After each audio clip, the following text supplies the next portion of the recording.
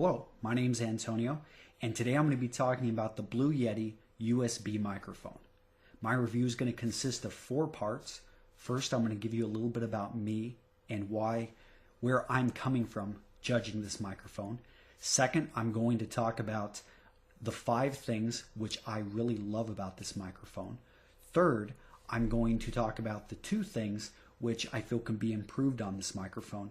And finally, I'm going to demonstrate for you the difference between this microphone and one of my old microphones and let you hear the quality difference. A little bit about me. My name is Antonio Centeno. I own and operate atailoredsuit.com. It's an online custom clothier, and on my website I give away a lot of information about how men should properly dress. In order to better communicate with my clients, in order to really enhance my articles, I've been wanting to supplement them with videos and MP3 recordings. Myself, I love to listen to MP3s, but nothing turns me off to an MP3 than a bad sound quality of the recorder's voice. So for me, having a solid microphone that would capture the richness of my voice was very important. Before this, I have used headset microphones. I've used the microphone on my Logitech Pro 9000. I've used the Blue Snowflake, which introduced me to the Blue products. And I was seriously considering the Snowball, probably for the last 6 months. But when I saw the Yeti come out, that was what prompted. I was like, I have to get this. And so I purchased the Yeti. I've owned it now for approximately 1 month, and that is what this review is based off of.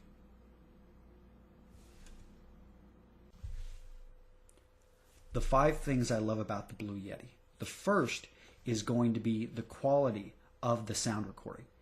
It's amazing. It's the only microphone I've ever owned that eliminates all the background noise and captures the full range of my voice. It was a night and day difference from all of the other microphones, including the Blue Snowflake, which seemed to capture sound from the entire room. The Yeti can do that, but I can easily switch the modes, and I choose for it to focus on me, to be a bit directional, which is great for podcasting and exactly what I wanted this microphone for. I also love the look of the Blue Yeti. It's beautiful.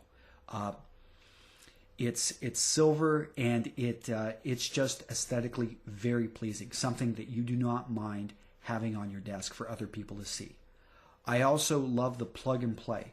So I own 3 separate laptops, each with a different operating system, XP, Vista, Windows 7, and this plug and play, it works seamlessly on each of the laptops. I also like the knobs, and so it has 4 separate knobs, which you can see in the photos, so I'm not going to go into that. But it allows you to adjust the headset volume. It allows you to immediately mute the mic.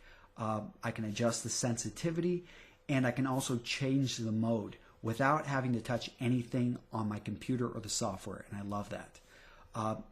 The build I talked about, it really is solid, besides just being aesthetically pleasing. And the final thing I love about it is the playful approach that Yeti took with this. So you see this Yeti character all over. He's in the instruction manual. And for me, it makes it a bit, I think, more approachable. You can see that they had fun with this. Reminds me of the company Crumpler. So that's all I have. Those are the 5 things I love. All right, I had to really stretch to find 2 things I would improve on the Blue Yeti. The first is I wasn't ready for the size. The Blue Yeti is big. It weighs 3.5 pounds, and it is almost 1 foot tall. In fact, let me go ahead and try to bring it in front of you. You can see it right there. I mean, this thing is big. The other would be that the Blue Yeti is the knobs. 2 of the knobs seem a bit loose, and if anything was going to break on this, I would expect those knobs to break first. Again, I'm not going to be throwing this around, so I'm not, I really stretched to find those 2 things. Otherwise, I love it. So for comparison, I'm now using the microphone that came with my Logitech VideoCam Pro 9000. It's a good microphone. It does a good job if I'm talking with somebody on Skype. But as you can probably notice, there should be a little bit of a background noise, and it just sounds like I'm talking in a room. It's collecting echoes, and it's just not as crisp and clear as the Yeti blue, is the blue Yeti. Forgetting what it's called. But let me go ahead and quickly show you guys the box. I don't think I've done this. And here's the box that the blue Yeti came with. Again, the nice funny little characters on the back, and they show you the four different modes. And here are the characters again. Very solid box. When I opened it up, I was not worried about there being any damage. My final recommendation of the blue Yeti is I give it 9 out of 10 stars. Overall, it is, again, the finest microphone I have ever owned. I am not a musician, so I'm not using it, in that realm. But as a podcaster, as a recording video, this thing is amazing. The only issue and why I knocked it just a bit is the price. For some, about $125 is going to be a barrier that they're not going to want to cross. And the Blue Yeti is a bit overkill if you're only going to use it for Skype. But if you're a podcaster or somebody that cares about getting a really strong sounding voice, I highly recommend it.